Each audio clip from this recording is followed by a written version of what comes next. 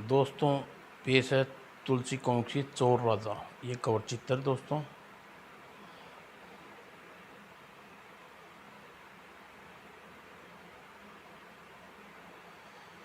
शुरू करते हैं दोस्तों। बच्चों, तुम क्या जानते हो समुद्र का पानी खारा क्यों होता है? नहीं दादाजी, आप जानते हैं दादाजी? हाँ जानता हूँ बच्चों, इसकी एक बड़ी मज़ेदार कहानी है, सुनोगे? नेकी और पूछो दादाजी। आपने द्वारा सुनाई कहानियाँ हमें दीवानी हैं। दादाजी बताइए, समुद्र का पानी खारा क्यों होता है? कन्हैया नाम का एक मछुआरा समुद्र के तट पर अपनी झोपड़ी में मछली पकड़ने उसका काम था। वह सूर्य का सच्चा उपासक था और प्रातः सबसे पहले सूर्य को नमन किया करता था। ओम सूर्यदेव नमः। और दैनिक दिनचर्या के कामों में लग जाता। उसका कोई नहीं था, बिल्कुल अकेला था। रात को जब वह सो जाता तो वह चट्टानों पर बैठ जाता। रात को जब सब सो जाते तो वह चट्टानों पर बैठ जाता और घंटों चुपचाप समुद्र की लहरों को निहारता रहता। एक रात जब वह चट्टान पर बैठा हुआ था, ओह यह कौन सुंदरी है आकाश से चली आ रही है। वह सुंदरी उसके सामने उतरी। देवी तुम कौन हो? मेरा नाम दिव्या है, मैं स्वर्गलोक से अप्सरा हूँ। स्वर्गलोक की अप्सरा धरती पर? इस प्रकार हैरान न होइए, मैं तुम्हें विस्तार से कारण बताती हूँ। मैं स्वर्गलोक में रहकर पृथ्वी लोक पर आने के लिए हमेशा न जाने क्यों आतुर रहती हूँ। पृथ्वी का सम्मोहन न जाने क्यों मुझे बार बार अपनी ओर खींचता है, पर जैसे तैसे सम्मोहन से बाहर निकली हर बार कोशिश करती, पर कोशिश में असफल रहती। आज मैं इंद्र के पास गई। देवराज इंद्र, मैं आपसे विनती करना चाहती हूँ। कहो दिव्या, क्या कहना चाहती हो तुम? मैं पृथ्वी पर भ्रमण करना जाना चाहती हूँ देवराज इंद्र। दिव्या, पृथ्वी लोक तुम जा सकती हो, मगर वहाँ एक बार चली गई तो वापस स्वर्गलोक में लौट करने आवश्यक होगी। क्यों देवराज? वह स्वर्गलोक का नियम है, अच्छी तरह सोच लो। मैंने यह सुन कुछ देर पश्चात, ठीक है देवराज, मैं पृथ्वी पर वापस स्वर्गलोक नहीं लौटूंगी। दिव्या, पृथ्वी लोक पर तुम्हें अनेक परेशानी घेर लेंगी।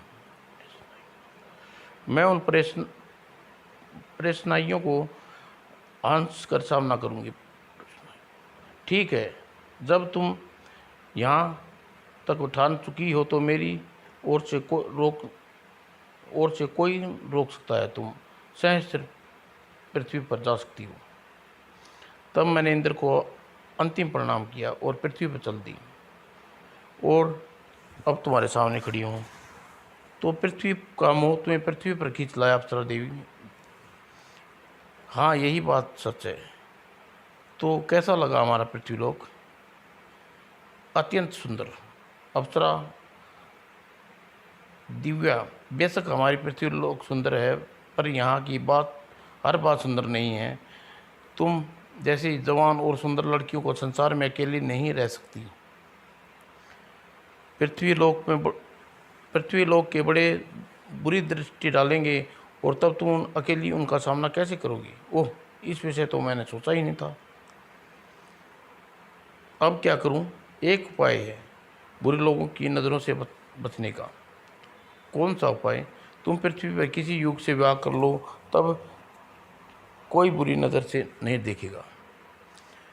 मैं तो ऐसे किसी युग को नहीं जानती, मुझे भी नहीं जानती। क्या मतलब?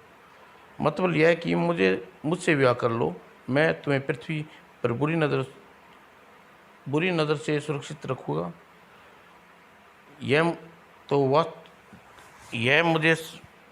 यह प्रस्ताव मुझे स्वीकार है। चलो मेरे साथ। और कन्हैया उसे अपनी झोपड़ी में लिया आई। मैं यहीं रहता हूँ। अगले दिन बस्ती के रीति रिवाज के अनुसार कन्हैया ने दिव्या से विवाह हो गया। कन्हैया की बहू चांद का टुकड़ा है, न जाने कहाँ से हीरा कन्हैया के हाथ लगा। बहू को लोगों की नज़र न लगे। और रात को, इस विवाह से तुम खुश तो है ना दिव्या? क्यों? न खुश होंगी भला। और उस रात में साथ में हाथ डाले वे तब समुद्र के तट की ओर बढ़ने लगी। स्वर्ग में यह नज़ारे कहाँ। और पति के साथ साथ अब दिव्या भी सूर्य को उपासना करने लगी। हे सूर्यदेव, एक दिन, दिव्या, आज मेरी तबीयत ठीक नहीं है, पूजा को जाने का मन नहीं कर रहा, तुम अकेली ही नाव लेकर चट्टान पर चले जाओ और पूजा करके वापस लौट आना। दिव्या अकेले ही नाव में चट्टान की ओर चल दी और चट्टान पर उसने उगते सूर्य को नमस्कार किया। और तत्पश्चात क्यों न वह समुद्र में स्नान की जाए। अगले ही पल वह मछली की तरह समुद्र में तैरने लगी। आह, कितना शीतल और जल है समुद्र का। और उस समय समुद्र की लहरों भ्रमण करती समुद्री राजा समुद्र देव वहाँ पहुँचा। ओह, मुझ में स्नान करने वाला अत्यंत सुंदरी कौन है? क्यों ना इसे सुंदर लोग ले जाकर अपनी पत्नी बना लूं। और उसने हवा में हाथ लहराया और लहरों का समुद्र में राह रोक बना दिया।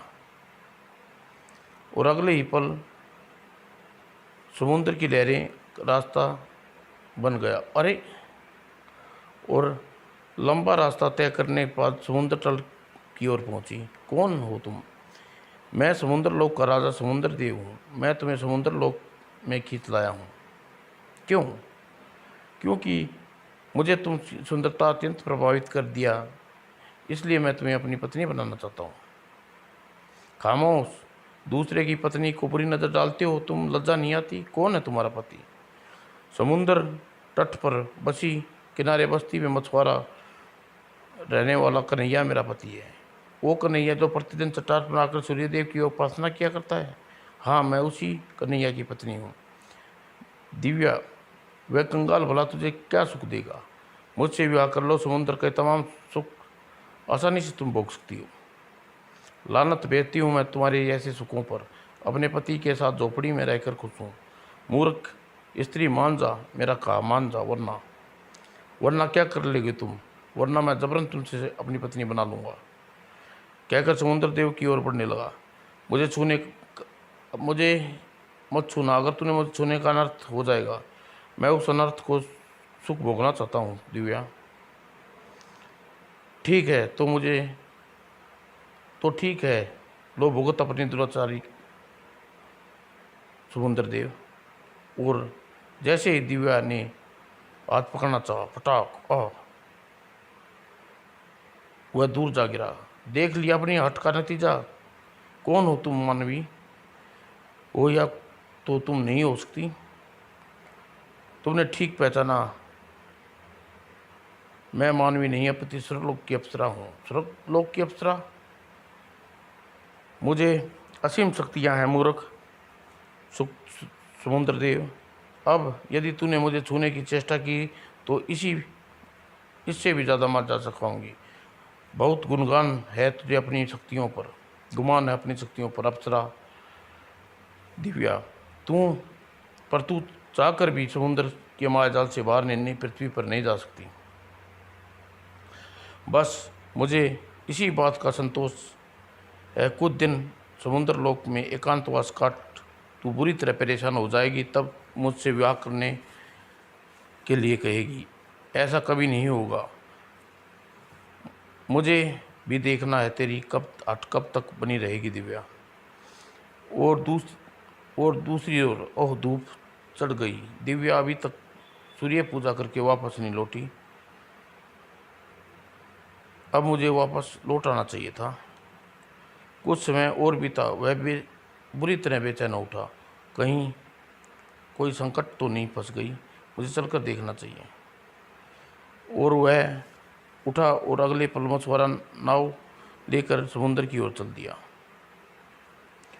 और वह समुद्र में पहुंचा। दिव्या की नाव तो यहाँ तैर रही है, उसका पता नहीं वह कहाँ जा सकती है। कहीं वह समुद्र में तो डूब तो नहीं गई। तभी सहसा उसे मस्तिष्क में विचार आया, ओह, मुझसे विवाह कर दुआ कोई सुख नसीब नहीं हुआ। वो मेरी गरीबी से घबरा कर स्वर्गलोक तो नहीं चली गई, पर स्वर्गलोक में कैसे जा सकती है? उसी ने बताया था स्वर्गलोक का नियम अनुसार वह पृथ्वी पर आने के बाद दोबारा अप्सरा स्वर्गलोक में नहीं लौट सकती। फिर वह कहाँ जा सकती है? वह मेरी हिम्मत ही मारी गई थी। मैं दिव्या को अकेले निर्जीव स्थान पर पूजा करने के लिए भेजा। वो रो पड़ा, और वो अपनी दिव्या को कहाँ ढूंढूं? वह है सूर्यदेव, हम प्रतिदिन आपकी पूजा करते हैं, यहाँ से चलकर आते हैं और फल मिला मुझे। आपके होते हुए मेरी पत्नी मुझसे बिछड़ गई। मुझ पर दया करो सूर्यदेव, मेरी पत्नी मुझसे मिला दो। सूर्यदेव, जब तक मेरी दिव्या मुझे नहीं मिलेगी तब तक मैं इस चट्टान पर आपकी आराधना में बिना खाए पिए रहूँगा। और अगले पल सूर्यदेव नमः, सूर्यदेव नमः। और सांझ हो चली। कन्हैया अपनी साधना में लीन रहा। सूर्यदेव नमः। तभी आंख खोलो कन्हैया। कन्हैया ने तत्काल आंखें खोली। हे सूर्यदेव, आप मेरा भक्त मुझे पुकार रहा है, मैं भला क्या कैसे ना आता? बोलो, क्या कष्ट है तुम्हें? भगवान, प्रातः मेरी पत्नी दिव्या आपकी आराधना हेतु इस स्थान पर अकेली आई थी, तब मुझे वापस नहीं लौटी। इसका मुझे कुछ पता नहीं चला। इसी दुख में होकर मैं आपकी स्मरण किया है। ठीक है, अभी यह बात का पता लगाता हूँ कि तुम्हारी पत्नी इस समय कहाँ है। और सूर्य ने आंखें मूंद ली। कहीं हठेली दिव्या, तेरा हाथ टूटा या नहीं? समुद्र देव, मेरा हाथ ऐसा नहीं है जो टूट जाएगा। मान जा दिव्या, मेरी बात मान जा, मुझसे विवाह कर ले। पापी अपनी गंदी जुबान से विवाह जैसे पवित्र शब्द का नाम भी न ले, क्योंकि तू क्या जाने विवाह कितना पवित्र संबंध होता है। अंतिम बार कहता हूँ दिव्या, तू मेरी कहना मान जा, वरना अपने योग बल से तेरी जल समाधि बना दूंगा। बना दे, मुझे इस बात की कोई चिंता नहीं है। ठीक है, नहीं मानती तो अब भुगत। और अगले ही पल आह, मेरी सांस घुटने लगी है। ओह, दिव्य वासना के कीड़े, समुद्र देव जाल में फंसी है क्या? हाँ कन्हैया, समुद्र देव दिव्या से समुद्र में उठा कर ले गया है, वह उससे विवाह करना चाहता है। ओह, तब क्या होगा भगवान? होगा क्या? समुद्र देव को अपनी करनी का करतूत का फल भुगतना पड़ेगा। तुम समुद्र देव, अभी तुम मेरी गर्मी देखी है, मेरा क्रोध नहीं, देख आज क्रोध भी देख। और कहकर अगले ही पल ओह, समुद्र का पानी गर्म हो कर खोलने लगा और समुद्र जल वाष्प बना आकाश में उड़ने लगा। ओह, समुद्र का सारा पानी आग की तरह क्यों धधकने लगा?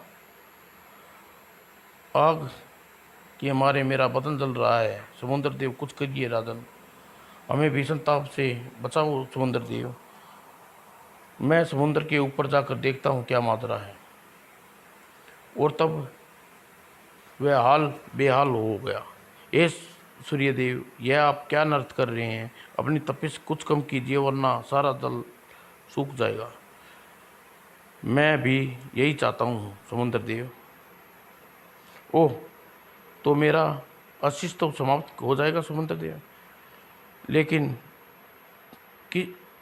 किसी की दूसरी पत्नी पर बुरी नज़र डालने वाले का अस्तित्व तो समाप्त हो जाए तो ठीक रहेगा।